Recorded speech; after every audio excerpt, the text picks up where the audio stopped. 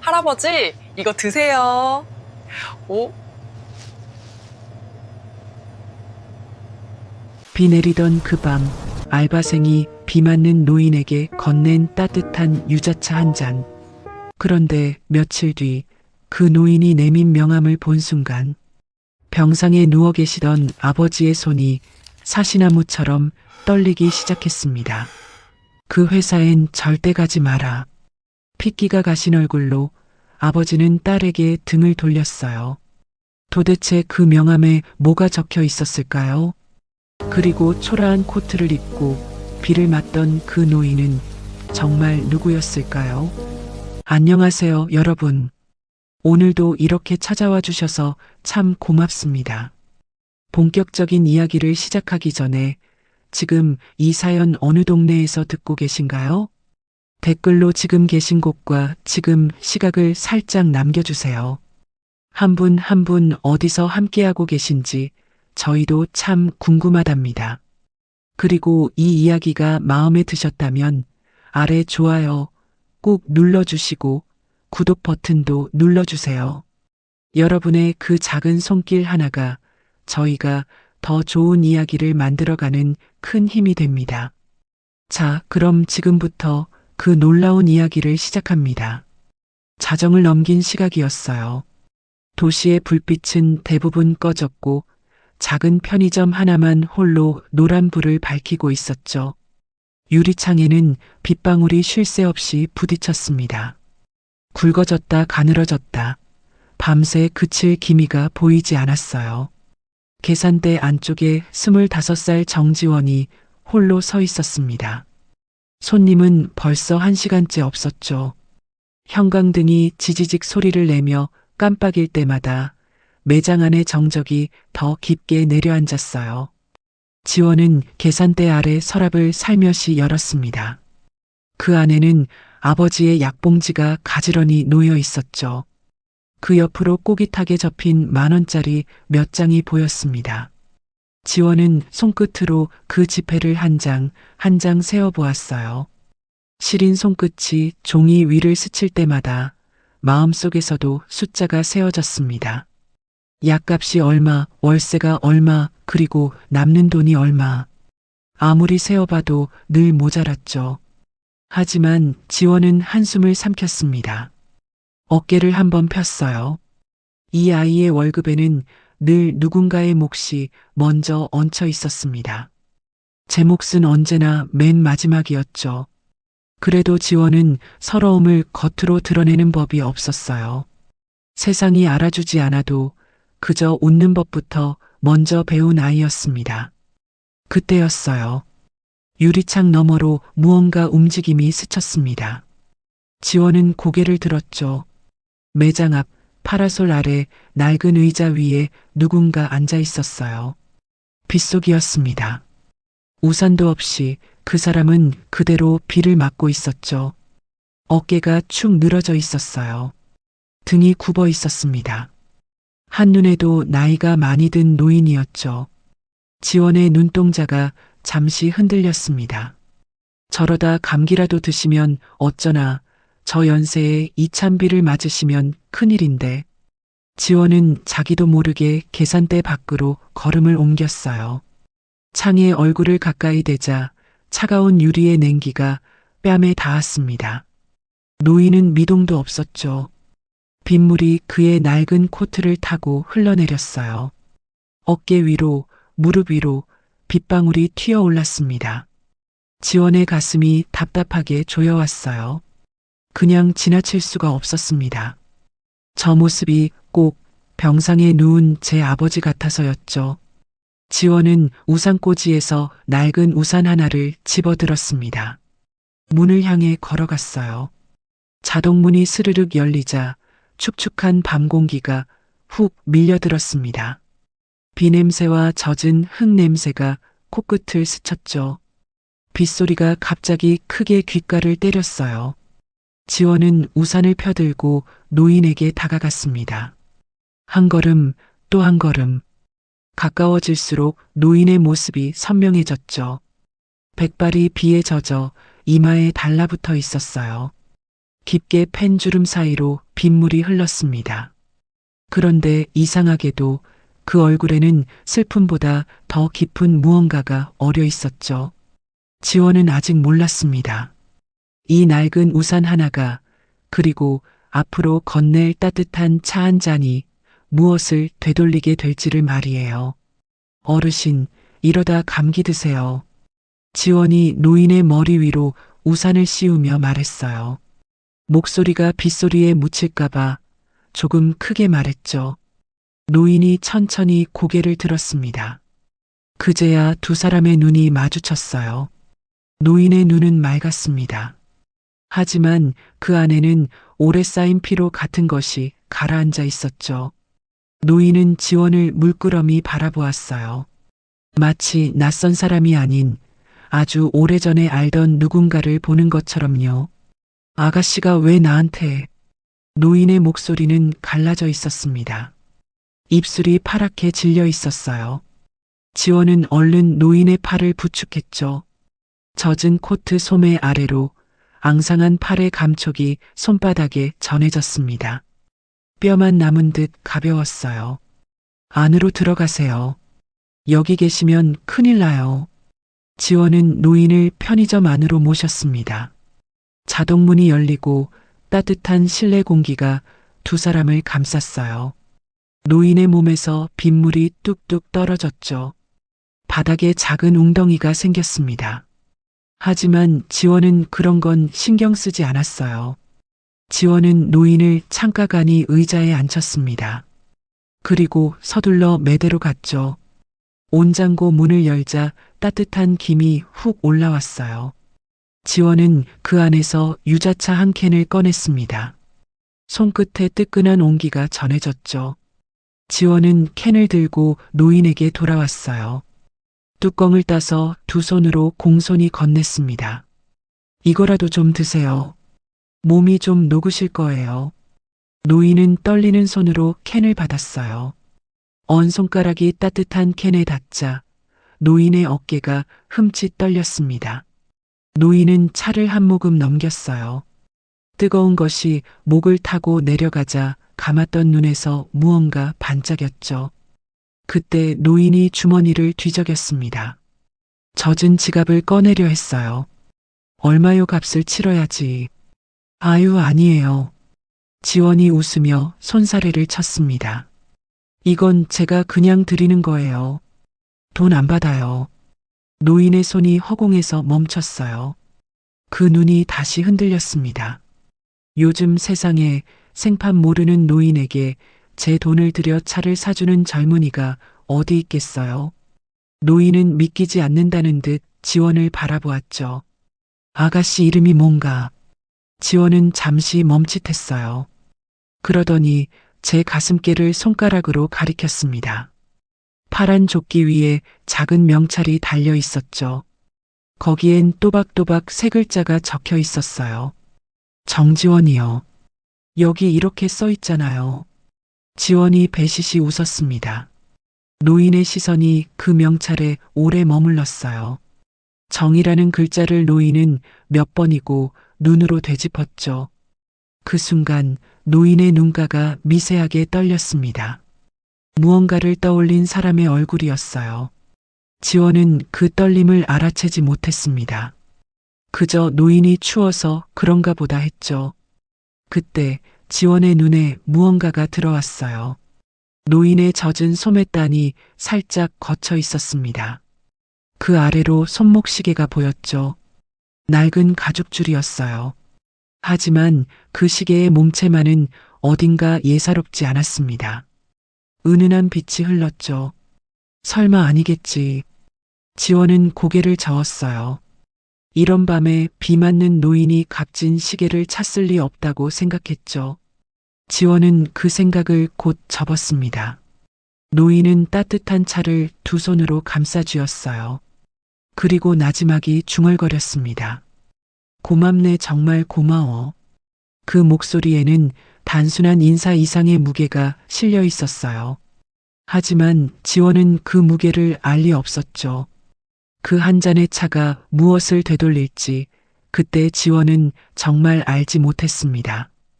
다음날 저녁이었어요. 지원은 여느 때처럼 편의점 문을 열고 들어섰습니다. 조끼를 걸치고 명찰을 달고 계산대 앞에 섰죠. 어젯밤 그 노인은 이제 기억 한 구석에 희미하게 남아있을 뿐이었어요.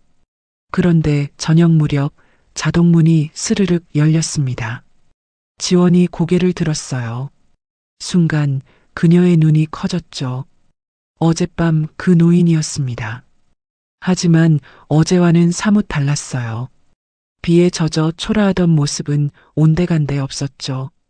말끔하게 다린 코트를 입고 머리도 단정히 빗어 넘긴 채였습니다.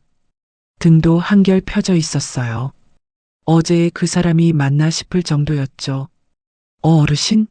어제 지원이 반가움에 얼른 계산대를 돌아 나왔어요.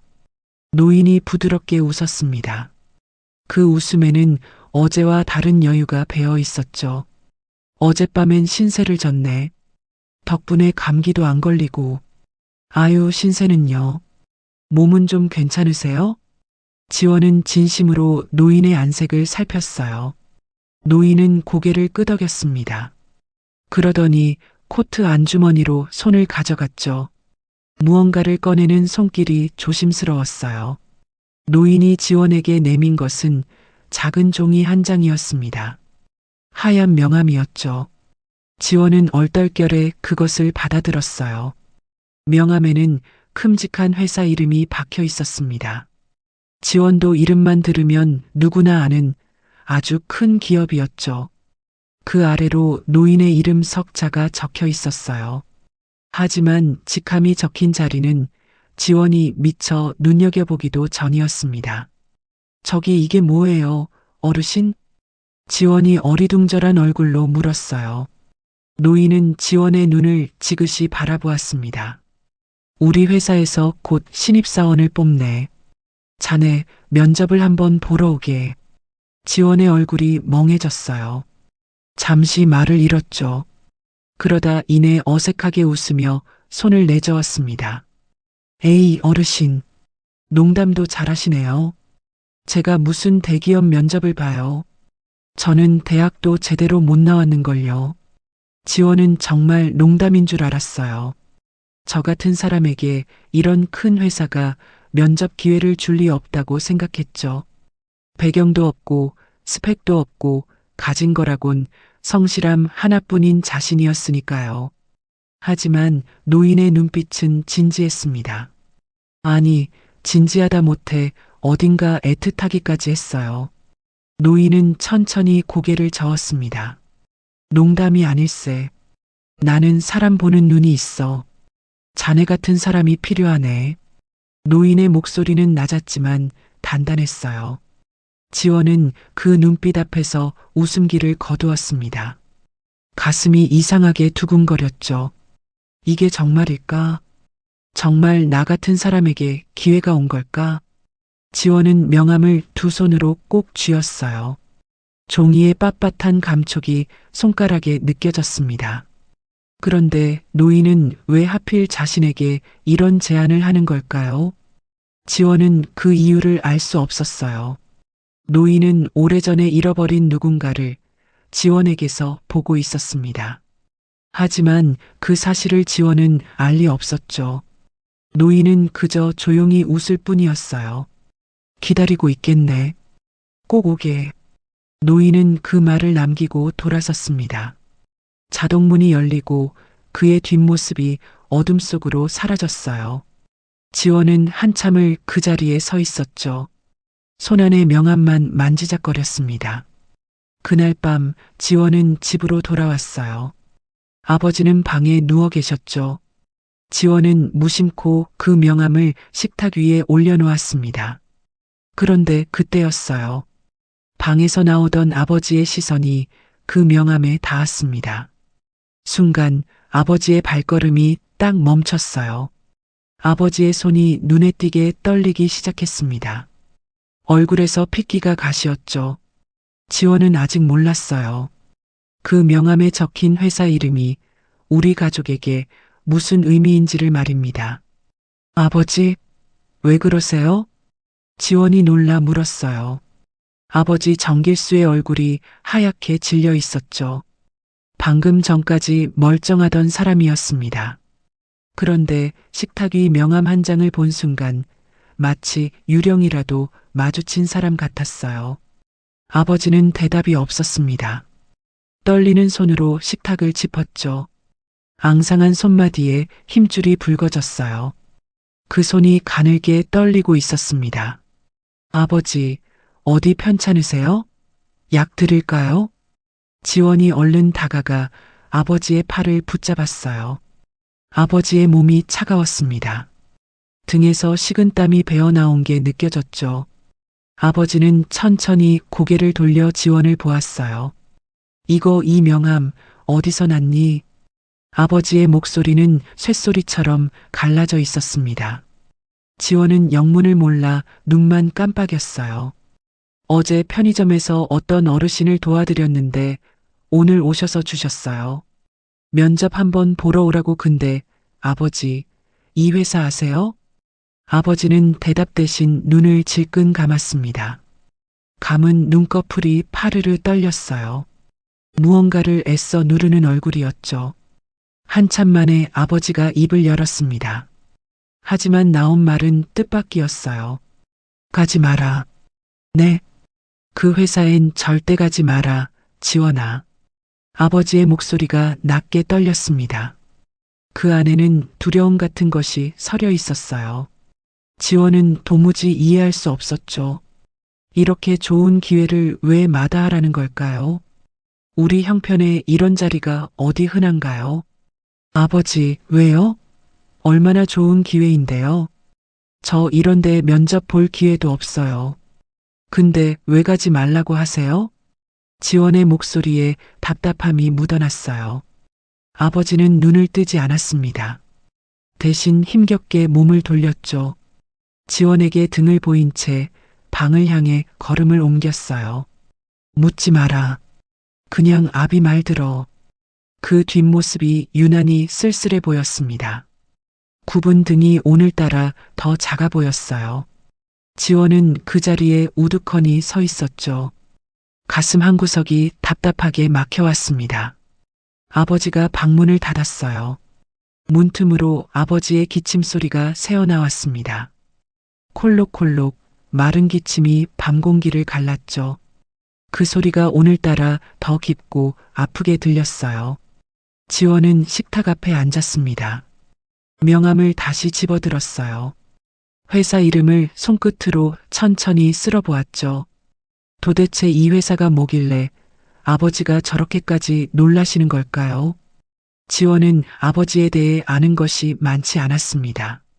아버지는 당신의 젊은 시절 이야기를 한 번도 꺼낸 적이 없었어요. 어디서 일했는지, 무슨 일을 겪었는지 지원은 알지 못했죠. 그저 어릴 적부터 아버지는 늘 조용하고 그늘진 사람이었습니다. 그때 지원의 눈에 아버지 방 쪽 선반이 들어왔어요. 거기엔 낡은 물건 하나가 놓여 있었습니다.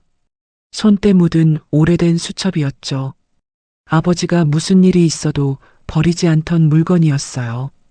지원은 어릴 때부터 그 수첩을 봐왔습니다. 아버지가 가끔 그것을 꺼내 말없이 들여다보던 모습도 기억났죠. 하지만 한 번도 그 안을 펼쳐본 적은 없었어요. 아버지에게 그 수첩은 함부로 건드릴 수 없는 무언가였습니다. 지원은 자리에서 일어나 그 수첩을 손에 들었어요. 표지의 가죽이 세월에 닳아 부드러웠습니다. 지원은 그것을 제 가방 속에 넣었죠. 늘 그랬듯 아버지의 물건을 곁에 두고 싶은 마음이었어요. 그 수첩이 무엇을 품고 있는지 그때는 아무도 몰랐습니다. 지원도 그리고 아버지조차도 잊고 있었죠. 20년 세월 속에 잠들어 있던 진실이 이제 막 깨어나려 하고 있었어요. 같은 시각 도시 반대편의 어느 조용한 저택이었어요. 넓은 서재에 한 노인이 홀로 앉아 있었습니다. 어젯밤 편의점에서 비를 맞던 바로 그 노인이었죠. 이곳에서 그는 전혀 다른 사람처럼 보였어요. 높은 천장까지 책이 가득 꽂혀 있었습니다. 은은한 조명이 방 안을 감쌌죠. 노인은 커다란 가죽 의자에 몸을 묻고 있었어요. 그의 이름은 한명수. 이 나라에서 모르는 사람이 없는 큰 기업을 일으킨 창업주였습니다. 지금은 명예회장이라 불리는 사람이었죠. 책상 위에는 작은 종이컵 하나가 놓여 있었어요. 어젯밤 편의점에서 지원이 건넨 그 유자차 캔을 비운 자리에 남은 종이컵이었습니다. 회장은 그것을 아직 버리지 못하고 있었죠. 그는 물끄러미 그 컵을 바라보았어요. 손끝으로 컵을 천천히 쓸어보았습니다. 어젯밤의 온기가 아직 손바닥에 남아있는 것만 같았어요. 언 손에 따뜻한 차를 쥐어주던 그 아이의 얼굴이 자꾸만 눈앞에 떠올랐죠. 이건 제가 그냥 드리는 거예요. 그 웃음이 잊히지 않았습니다. 요즘 세상에 보기 드문 웃음이었어요. 계산 없는 웃음, 아무 대가도 바라지 않는 순한 마음. 회장은 눈을 감았습니다. 그러자 그 아이의 가슴에 달려있던 명찰이 선명하게 떠올랐어요. 정지원. 회장의 눈꺼풀이 파르르 떨렸습니다. 그 정이라는 성이 오래된 상처처럼 가슴을 찔러왔어요. 회장은 천천히 눈을 떴죠. 그의 시선이 허공을 헤맸습니다. 아주 오래전 20년도 더 지난 기억 속으로 그는 걸어 들어갔어요. 그 시절 회장에게는 아끼던 부하 직원이 하나 있었습니다. 성실하고 정직한 사람이었죠. 회사 돈을 제 돈처럼 아끼던 사람이었어요. 명절이면 형편이 어려운 후배들 밥값을 제 주머니 털어내주던 사람. 남몰래 남을 챙기던 마음이 따뜻한 사람이었습니다. 그 사람의 이름도 정씨였어요. 정길수. 회장은 그 이름을 입안에서 조용히 굴려보았죠. 정길수, 정지원. 두 이름이 겹쳐졌습니다. 회장의 가슴이 철렁 내려앉았어요. 편의점 그 아이의 웃음이 20년 전 그 사람의 웃음과 똑같았습니다. 남에게 제 것을 아낌없이 내주던 그 마음까지 꼭 닮아 있었죠. 제 아비를 꼭 닮았어. 회장의 목소리가 떨렸어요. 그는 손으로 얼굴을 쓸어내렸습니다. 주름진 손이 가늘게 흔들렸죠. 가슴 깊은 곳에서 무언가가 울컥 치밀어 올랐어요. 오래 눌러둔 회한이었습니다. 그는 정길수에게 큰 빚을 지고 있었어요. 20년 전 그 사람을 지켜주지 못한 빚이었죠. 그 일만 생각하면 지금도 잠이 오지 않았습니다. 그 사람이 어떻게 되었는지, 살아는 있는지 회장은 알지 못했어요. 그동안 차마 찾아볼 용기가 없었던 거죠. 그런데 이제 그 사람의 딸이 눈앞에 나타난 것만 같았습니다. 운명처럼 말이에요. 회장은 자리에서 일어났어요. 그리고 벽에 걸린 낡은 줄을 당겼습니다. 잠시 후 서재문이 조용히 열렸죠. 오랜 세월 회장의 곁을 지켜온 집사, 한 여사가 들어왔어요. 70이 넘은 나이에도 꼿꼿한 사람이었습니다. 부르셨습니까, 회장님? 회장은 창밖을 바라보며 한동안 말이 없었어요. 어두운 밤하늘에 별 하나 없었죠. 이윽고 그가 낮게 입을 열었습니다. 한 여사 오래전에 우리 회사를 떠난 사람이 하나 있네. 정길수라고. 격리부에 있던 사람이야. 한 여사의 표정이 살짝 굳었어요. 그 이름을 기억하는 얼굴이었습니다. 회장은 천천히 돌아섰죠. 그의 눈에는 오래 참아온 결심이 어려 있었어요. 그 사람 소식을 이제라도 좀 찾아봐 주게. 살아있는지 어디 있는지. 회장이 찾으려던 그 사람이 바로 지원의 아버지였습니다. 하지만 지원은 아직 그 사실을 꿈에도 모르고 있었죠. 며칠이 흘렀어요. 지원은 며칠 밤을 뒤척였습니다. 아버지의 만류가 자꾸만 귓가에 맴돌았죠. 가지 말아던 그 목소리. 하지만 현실은 냉정했어요. 그날 아침 지원은 아버지의 약봉지를 세어보았습니다. 남은 약이 얼마 없었죠. 통장 잔액도 바닥을 보였어요. 지원은 입술을 깨물었습니다. 아버지의 말을 거스르는 게 마음 아팠지만 이대로 주저앉을 수는 없었죠. 딱 한 번만, 면접만 보고 오자. 지원은 서랍 깊숙이 넣어둔 명함을 꺼냈어요. 낡은 정장 한 벌을 꺼내 다렸습니다. 거울 앞에 선 지원의 얼굴은 창백했죠. 하지만 눈빛만은 단단했어요. 아버지를 위해서라도 이 기회를 놓칠 수 없었습니다. 지원은 명함 속 주소를 따라 그 회사를 찾아갔어요. 건물 앞에 선 순간 지원은 저도 모르게 숨을 들이켰습니다. 하늘을 찌를 듯 높은 빌딩이었죠. 유리벽이 햇빛을 받아 눈부시게 빛났어요. 지원 같은 사람은 평생 발 들릴 일 없을 것 같은 곳이었습니다. 지원은 떨리는 걸음으로 회전문을 통과했어요. 로비에 들어서자 서늘한 공기가 온몸을 감쌌습니다. 대리석 바닥은 거울처럼 반질거렸죠. 저벅저벅 사람들의 구둣발 소리가 높은 천장에 울렸어요. 값비싼 향수 냄새가 공기 중에 은은히 감돌았습니다. 지원은 주눅이 들었어요. 낡은 구두 굽이 대리석에 부딪히는 소리가 유난히 크게 들렸죠. 지원은 접수처를 찾아 두리번거렸습니다. 그때였어요. 로비 한쪽 벽면이 지원의 눈에 들어왔습니다. 커다란 액자 하나가 걸려 있었죠. 지원은 무심코 그쪽으로 시선을 옮겼어요. 그 순간 지원의 발이 그대로 얼어붙었습니다. 액자 속에는 한 노인의 초상이 담겨 있었어요. 이 회사를 세운 창업주의 사진이었죠. 근엄한 표정으로 정면을 응시하는 노인. 그런데 그 얼굴이 어딘가 낯익었습니다. 지원의 심장이 빠르게 뛰기 시작했어요. 지원은 홀린 듯 액자 앞으로 다가갔습니다. 한 걸음 한 걸음. 사진 속 얼굴이 점점 선명해졌죠. 깊게 팬 주름 맑지만 피곤이 어린 눈빛. 틀림없었어요. 어제 그 어르신? 비 오는 밤 편의점 앞에서 비를 맞던 그 노인이었습니다. 지원이 유자차를 건넨 바로 그 어르신이었죠. 지원의 등골이 서늘해졌어요. 다리에 힘이 풀린 것만 같았습니다. 지원은 떨리는 눈으로 사진을 다시 살폈어요. 그리고 그때 무언가가 눈에 들어왔습니다. 사진 속 노인의 손목. 거기에 시계가 채워져 있었죠. 낡은 가죽줄에 은은한 빛을 흘리는 시계였어요. 지원의 숨이 멎었습니다. 그 시계였어요.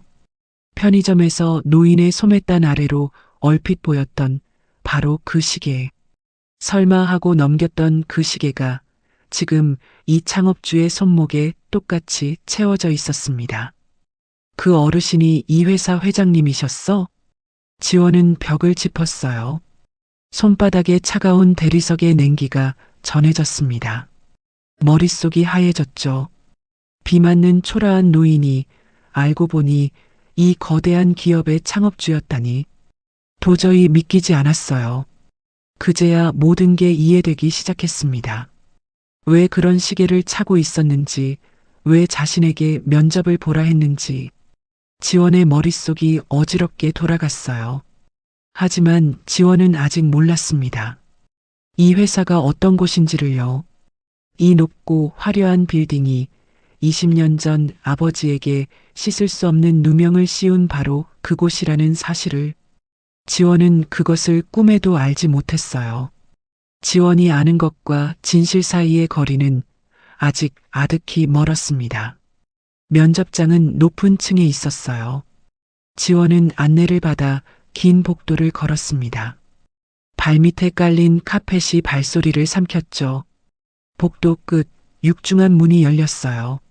널찍한 회의실 안으로 지원은 조심스레 들어섰습니다. 긴 탁자 너머로 임원 몇 사람이 앉아 있었어요. 그리고 그 가운데 낯익은 얼굴이 있었습니다. 한명수 명예회장이었죠. 회장은 지원을 보자 눈가에 옅은 미소를 지었어요. 지원은 그제야 조금 마음이 놓였습니다. 그런데 회장의 옆자리에 한 남자가 앉아 있었어요. 50대 후반으로 보이는 남자였죠. 값비싼 양복을 빈틈없이 차려입고 있었습니다. 머리는 한 올도 흐트러짐이 없었어요. 그는 대표이사 윤태식이었습니다. 이 회사의 실질적인 살림을 쥐고 있는 사람이자 회장의 사위였죠. 윤태식은 부드러운 미소를 띠고 있었어요. 지원을 향해 고개를 가볍게 끄덕였습니다. 겉보기엔 더없이 인자하고 점잖은 사람이었죠. 목소리도 낮고 정중했어요. 어서 오세요. 편하게 앉으시죠. 지원은 자리에 앉았습니다. 손에 땀이 배어 나왔어요. 면접이 시작되었죠. 지원은 떨리는 목소리로 자기 이야기를 풀어냈습니다. 아픈 아버지를 모시며 밤낮으로 일해온 이야기. 배운 것은 부족해도 성실함 하나는 자신 있다는 이야기. 회장은 그 이야기를 흐뭇한 얼굴로 들었어요. 가끔 고개를 끄덕이기도 했죠. 그런데 회장이 문득 입을 열었습니다. 목소리는 부드러웠지만 어딘가 의미심장했어요. 자네, 아버님 함자가 어떻게 되시나? 지원은 잠시 머뭇거렸어요. 그러다 또박또박 대답했습니다. 정, 길자, 수자 쓰십니다. 정길수요. 그 순간이었어요. 회장의 시선이 슬며시 옆으로 움직였습니다.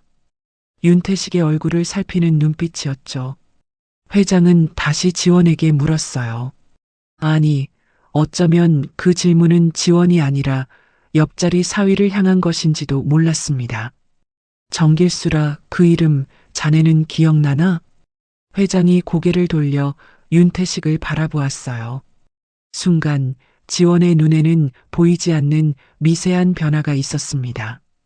윤태식의 손끝이었죠. 탁자 위에 놓인 그의 손가락이 아주 잠깐 굳었어요. 검지 끝이 미세하게 움찔했습니다. 윤태식의 얼굴에서 웃음이 한순간 사라졌어요. 아주 짧은 찰나였죠. 하지만 곧 그는 다시 부드러운 미소를 되찾았습니다. 아무 일도 없었다는 듯이요. 글쎄요, 장인어른. 워낙 오래 회사에 사람이 많이 오갔으니 잘 기억이 안 나는군요. 윤태식은 여유롭게 웃으며 얼버무렸어요. 목소리에는 조금의 흔들림도 없었습니다. 완벽한 연기였죠. 지원은 그저 어색하게 앉아 있을 뿐 두 사람 사이에 흐르는 이상한 긴장을 전혀 눈치채지 못했어요. 하지만 회장은 놓치지 않았습니다. 그 짧은 순간 사위의 손끝이 굳던 것을요. 회장의 눈빛이 서늘하게 가라앉았어요. 오래도록 마음 한구석에 품어온 의심이 조용히 고개를 드는 순간이었습니다. 면접은 이내 마무리되었어요. 지원은 인사를 하고 회의실을 나섰습니다. 문이 닫히기 직전 지원은 힐끗 뒤를 돌아보았죠. 회장과 윤태식이 나란히 앉아 있었어요. 겉으로는 다정한 장인과 사위였습니다. 하지만 그 사이에 무언가 서늘한 공기가 감돌고 있다는 것을 지원은 어렴풋이 느꼈어요. 지원은 복도를 걸어 나오며 가슴을 쓸어내렸습니다. 면접을 무사히 마쳤다는 안도감뿐이었죠. 그 방 안에서 방금 무슨 일이 벌어졌는지 지원은 알 리 없었어요. 윤태식이라는 사람이 왜 아버지의 이름 앞에서 손끝을 떨었는지, 그 떨림이 무엇을 의미하는지 지원은 아직 아무것도 알지 못했습니다. 하지만 진실을 향한 톱니바퀴는 이미 천천히 돌기 시작했어요.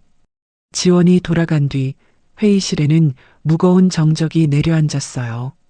윤태식이 먼저 자리를 떴습니다. 그가 문을 나서는 뒷모습을 회장은 말없이 바라보았죠. 회장의 눈빛이 깊게 가라앉아 있었어요. 그날 밤 회장은 서재에 홀로 남았습니다. 한 여사가 낡은 상자 하나를 조심스레 안고 들어왔죠. 오래된 종이 냄새가 방 안에 퍼졌어요. 상자 겉면에는 먼지가 뽀얗게 앉아 있었습니다. 세월의 무게가 그대로 느껴졌죠. 말씀하신 20년 전 서류를 겨우 찾았습니다. 회장님. 한 여사의 목소리가 낮았어요. 회장은 떨리는 손으로 상자를 열었습니다. 누렇게 바랜 서류들이 가득했죠. 회장은 그것을 한 장씩 넘기기 시작했어요. 종이 넘기는 소리만이 고요한 서재를 채웠습니다. 그것은 20년 전 회사를 발칵 뒤집었던 횡령 사건의 기록이었어요. 회사 돈이 사라졌고 그 죄를 뒤집어 쓴 사람이 있었죠. 바로 경리부의 정길수였습니다. 서류 속 정길수는 모든 혐의를 부인하고 있었어요. 하지만 그를 믿어주는 사람은 아무도 없었죠. 회장의 손이 멈췄습니다. 한 장의 서류 앞에서였어요. 정길수가 회사를 떠난 뒤 그 빈자리를 차지한 사람의 이름이 거기 적혀 있었죠. 회장의 눈동자가 흔들렸습니다. 그 이름은 윤태식이었어요. 회장은 마른 침을 삼켰어요. 20년 전 사위가 정길수를 밀어내고 그 자리에 올라섰던 것이죠. 당시엔 그저 우연이라 여겼습니다. 하지만 지금 다시 보니 모든 것이 너무나 절묘하게 맞아떨어졌어요. 회장의 등줄기로 서늘한 기운이 흘렀습니다. 한 여사 그때 그 사건, 자네는 어찌 기억하나? 회장이 낮게 물었어요. 한 여사는 잠시 눈을 감았습니다. 오래된 기억을 더듬는 얼굴이었죠. 이윽고 그녀가 조심스레 입을 열었어요. 정 과장님은 끝까지 억울하다 하셨습니다. 마지막 날까지도요. 제 두 눈으로 봤습니다. 그분이 뭔가를 서류 같은 걸 손에 꼭 쥐고 계셨어요. 저건 반드시 지켜야 한다는 얼굴로요. 회장의 눈이 커졌습니다. 심장이 빠르게 뛰기 시작했어요. 정길수가 무언가를 지키려 했다니, 그것이 자신의 결백을 밝힐 증거였다면. 회장은 주먹을 꽉 쥐었습니다. 손톱이 손바닥을 파고들었죠. 하지만 그 무언가가 어디 있는지 회장은 알 수 없었어요. 20년 세월 속에 사라져버렸을지도 모를 일이었죠. 회장은 답답한 마음에 눈을 감았습니다. 그런데 청취자 여러분, 그 무언가는 사라지지 않았어요. 바로 그 순간 도시 반대편의 작은 집, 지원의 낡은 가방 속에 그것이 잠들어 있었습니다. 아버지의 손때 묻은 낡은 수첩. 그 안에 20년 세월을 견뎌온 진실이 조용히 숨쉬고 있었죠. 지원도 회장도 아직은 알지 못했어요. 진실의 열쇠가 이미 이 이야기 안에 들어와 있다는 것을요. 회장은 결심한 듯 눈을 떴습니다. 그 아이를 정지원 양을 다시 만나야겠네. 며칠 뒤였어요. 지원에게 회장이 직접 연락을 해왔습니다. 조용히 만나고 싶다는 정갈이었죠. 지원은 영문도 모른 채 회장이 부른 곳으로 향했어요. 회사 근처의 한적한 찻집이었습니다. 지원이 문을 열고 들어서자 창가 자리에 회장이 앉아 있었어요. 회장은 지원을 보고 자리에서 일어났습니다. 그 모습이 편의점에서 처음 만났던 그 밤처럼 어딘가 쓸쓸해 보였죠. 지원은 조심스레 맞은편에 앉았어요.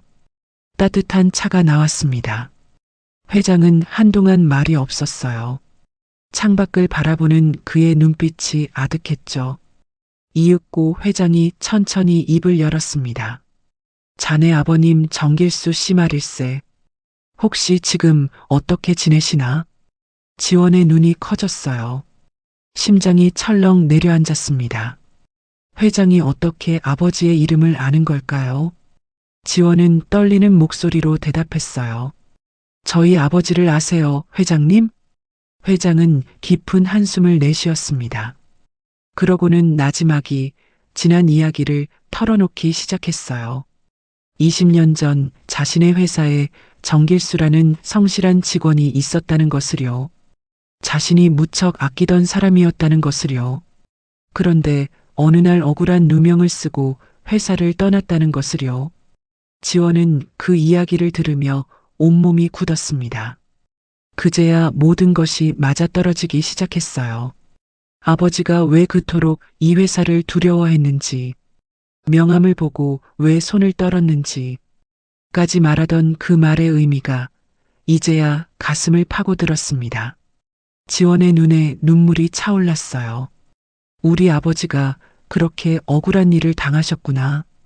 그 오랜 세월 홀로 그 상처를 안고 사셨구나. 지원의 손이 떨렸습니다. 회장은 지원의 눈을 지그시 바라보았어요. 혹시 아버님이 남긴 물건이 있나? 오래된 것이라도. 지원은 잠시 멍하니 있었어요. 그러다 문득 무언가 떠올랐습니다.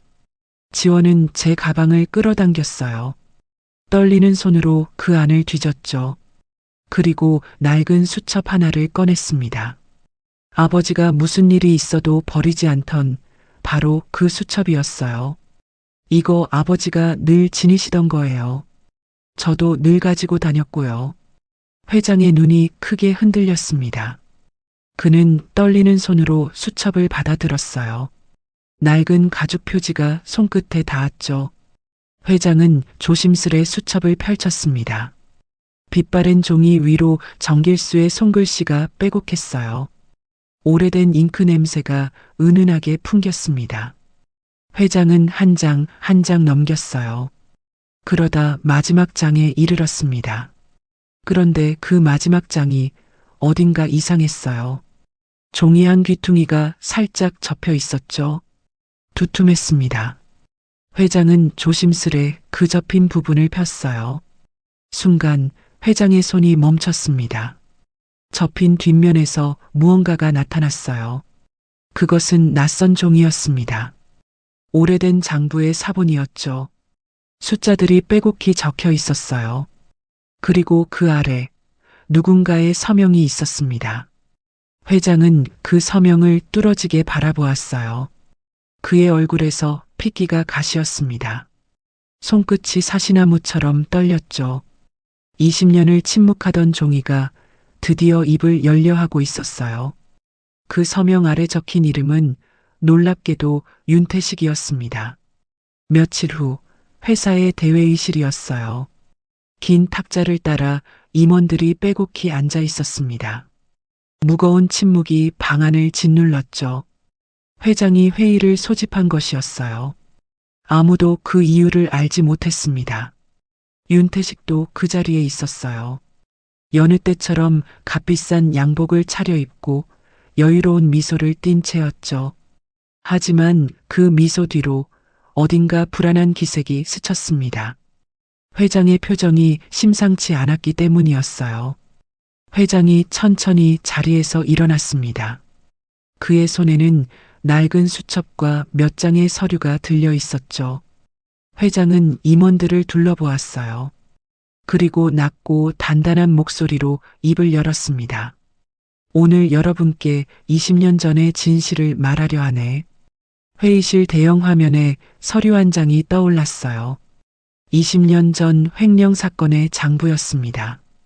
회사 돈이 어떻게 빠져나갔는지 그 흐름이 낱낱이 그려져 있었죠. 그리고 마지막 그 돈을 빼돌린 장부에 적힌 서명. 화면 가득 커다랗게 확대되었어요. 윤태식? 회의실이 술렁였습니다. 임원들의 웅성거림이 파도처럼 번졌어요. 모두의 시선이 윤태식에게 쏠렸죠. 윤태식의 얼굴이 순식간에 하얗게 질렸습니다. 여유롭던 미소는 온데간데 없었어요. 이마에 식은땀이 맺혔죠. 20년 전 회사 돈을 빼돌린 건 정길수가 아니었네. 바로 자네였어. 회장의 목소리가 회의실에 쩌렁쩌렁 울렸습니다. 회장은 윤태식을 똑바로 응시했어요. 자네는 정길수에게 그 죄를 뒤집어 씌웠지. 그를 밀어내고 그 자리를 차지했어. 정직하고 성실했던 사람 하나를 자네가 그렇게 무너뜨린 걸세. 윤태식의 입술이 파르르 떨렸어요. 그는 벌떡 일어섰습니다. 자, 장인어른, 이건 오해입니다. 저 서류가 진짜라는 증거가 어디? 정길수가 20년을 지켜온 수첩일세. 회장이 낡은 수첩을 들어 올렸어요. 윤태식의 말문이 턱 막혔습니다. 그의 다리가 후들거렸죠. 온몸에서 힘이 빠져나가는 듯 했어요. 그 자리에 지원도 서 있었습니다. 회장이 부른 것이었어요. 지원은 화면 속 진실을 바라보며 뜨거운 눈물을 쏟았습니다. 그제야 온전히 알 수 있었어요. 아버지가 왜 이 이름 앞에서 등을 돌렸는지, 왜 그 오랜 세월을 죄인처럼 숨죽여 사셨는지. 우리 아버지는 죄인이 아니었어요. 억울한 피해자였습니다. 그 진실이 20년 만에 만천하에 드러나는 순간이었죠. 지원의 어깨가 들썩였어요. 참았던 설움이 한꺼번에 터져 나왔습니다. 화자가 그동안 묶어두었던 모든 진실이 바로 이 순간 온전히 풀렸어요. 지원이 궁금해하던 것, 청취자 여러분이 애타게 기다리던 그 진실이 말이죠. 착한 사람이 왜 그토록 고통받아야 했는지, 그 물음의 답이 드디어 밝혀진 것입니다. 회장이 지원을 향해 고개를 돌렸어요. 그의 눈에도 눈물이 맺혀 있었습니다. 정길수 씨는 결백하네. 이 회사가, 내가 그 사람에게 씻을 수 없는 잘못을 저질렀어. 회장의 목소리가 떨렸어요. 20년 묵은 억울함이 마침내 제자리를 찾는 순간이었습니다. 사필귀정. 바르지 못한 것은 결국 바로잡히고 진실은 끝내 제 모습을 드러내는 법이죠. 윤태식은 그 자리에 얼어붙어 있었어요. 회장의 손에 들린 낡은 수첩을 바라보는 그의 눈이 흔들렸습니다. 그동안 완벽하게 써왔던 가면이 조금씩 벗겨지고 있었죠. 이마에 식은 땀이 관자놀이를 타고 흘러내렸어요. 하지만 윤태식은 쉽게 무너질 사람이 아니었습니다. 그는 이를 악물었어요. 궁지에 몰린 짐승처럼 마지막 발버둥을 치기 시작했죠. 그깟 수첩 하나로 뭘 증명하겠다는 겁니까? 20년 전 일입니다. 저 서류가 조작된 게 아니라는 보장이 어디 있습니까? 윤태식의 목소리가 높아졌어요. 하지만 그 목소리는 가늘게 떨리고 있었습니다. 회장은 그를 조용히 바라보았죠. 그리고 한 여사가 앞으로 나섰어요. 그녀의 손에는 또 다른 서류 뭉치가 들려 있었습니다. 대표님, 최근에 옛 격리부 직원 몇 분을 어렵게 찾아뵈었습니다. 한 여사의 목소리는 차분했어요. 하지만 그 안에는 서슬퍼런 힘이 있었죠. 그분들이 증언해 주셨습니다. 20년 전 대표님이 그 장부를 손보시는 걸 보았다고요. 그리고 며칠 전 대표님께서 그분들에게 은밀히 사람을 보내셨더군요. 입을 다물어 달라며 돈 봉투를 건네셨다면서요. 회의실이 다시 크게 술렁였어요. 윤태식의 얼굴이 잿빛으로 변했습니다. 그의 눈동자가 갈 곳을 잃고 흔들렸죠.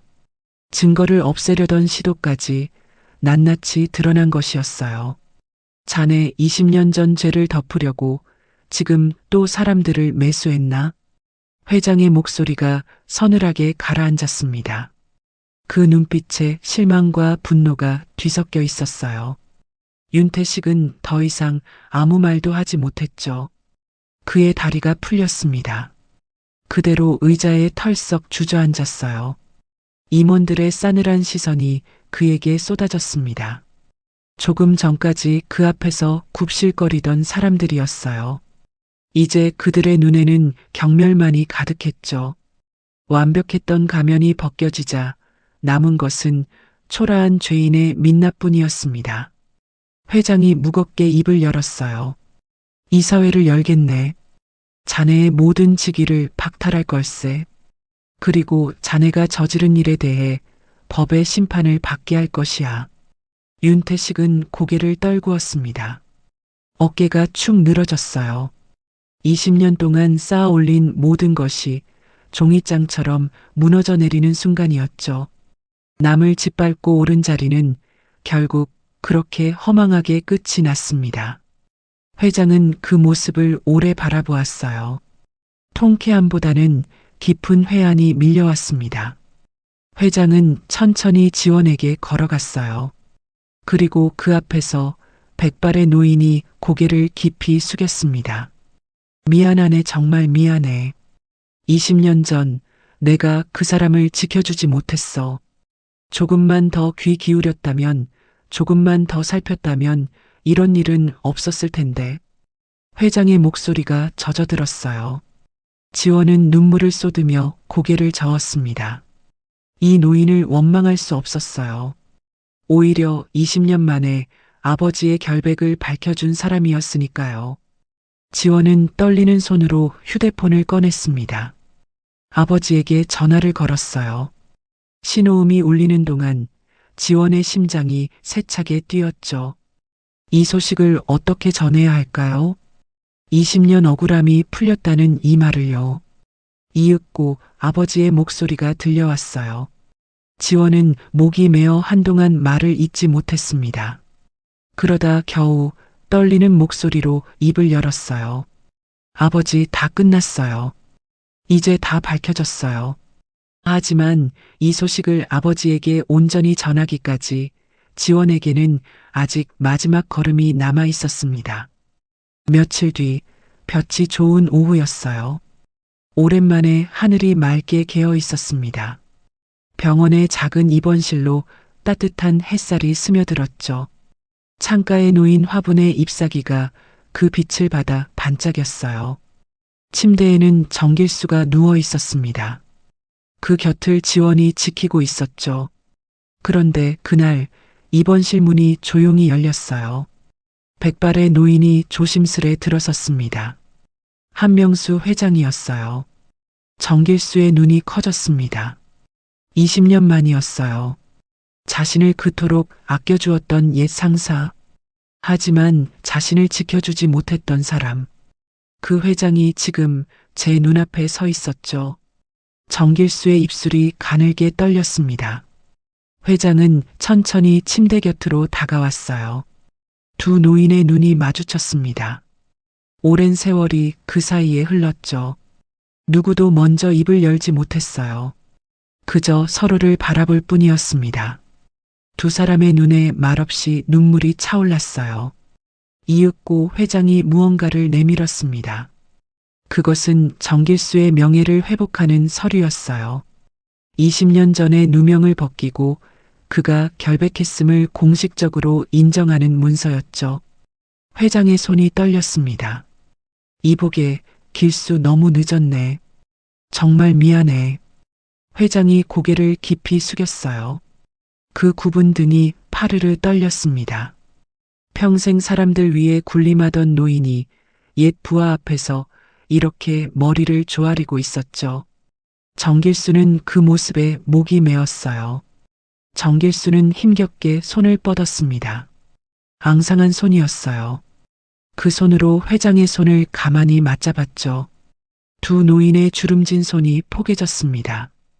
거친 손마디에서 서로의 온기가 전해졌어요. 회장님, 이제 됐습니다. 이렇게 찾아와 주신 것만으로도 다 됐어요. 정길수의 목소리가 젖어 있었습니다. 20년 묵은 응어리가 그 한마디에 스르르 녹아내렸어요. 원망도 억울함도 이제는 다 흘려보낼 수 있을 것 같았죠. 두 노인은 맞잡은 손을 놓지 못했습니다. 그저 조용히 눈물을 흘렸어요. 그때 지원이 조심스레 다가왔습니다. 그녀의 손에는 쟁반이 들려 있었어요. 그 위에 김이 모락모락 피어오르는 유자차 두 잔이 놓여 있었죠. 지원은 그 차를 두 노인 앞에 하나씩 내려놓았습니다. 바로 그 유자차였어요. 비 오던 밤 편의점에서 회장에게 건넸던 그 따뜻한 차. 모든 인연이 시작된 바로 그 맛이었죠. 회장은 찻잔을 두 손으로 감싸쥐었어요. 그날 밤의 온기가 다시 손바닥에 전해졌습니다. 그때 그 차가 나를 여기까지 오게 했네. 회장이 나지막이 웃었어요. 정길수도 지원도 함께 미소 지었습니다. 작은 입원실에 따뜻한 온기가 가득 찼죠. 창밖으로는 오랜만에 든 봄볕이 눈부시게 쏟아졌어요. 돌아보면 참으로 작은 것이었습니다. 비 맞는 노인에게 건넨 차 한 잔. 대가를 바라지 않은 그 작은 온기 하나가 20년 묵은 억울함을 풀고 무너진 한 가정을 다시 일으켜 세웠어요. 착한 마음은 그렇게 돌고 돌아 제자리로 돌아왔습니다.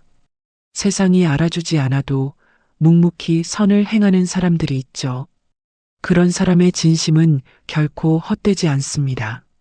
언젠가는 반드시 제 이름을 되찾는 날이 오는 법이에요.